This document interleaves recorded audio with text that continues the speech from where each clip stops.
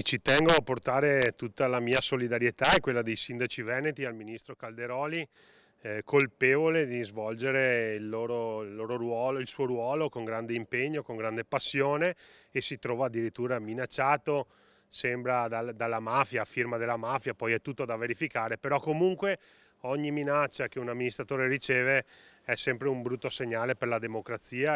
Che il tema sia politicamente incandescente non è certo una novità, ma stavolta la dialettica non c'entra nulla. È lo stesso ministro Roberto Calderoli in mattinata a diffondere il testo del messaggio ricevuto, una lettera scritta in stampatello maiuscolo. Se non la smetti di attuare la politica di genocidio nei confronti del Sud, con la nostra potenza di fuoco noi vi uccideremo. Siamo la mafia, non ci costa niente uccidervi.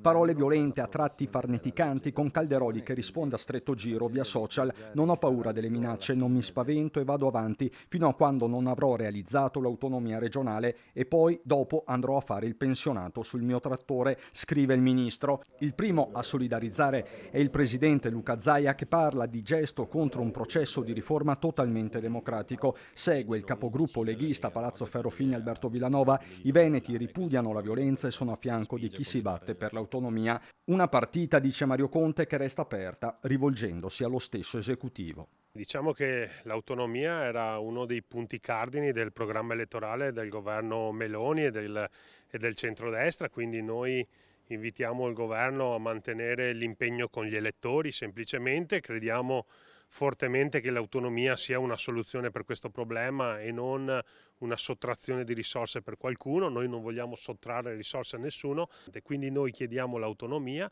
lo abbiamo fatto ribadire ai veneti attraverso il referendum, e quindi oggi chiediamo al governo di portare avanti con determinazione questo impegno che ci siamo presi.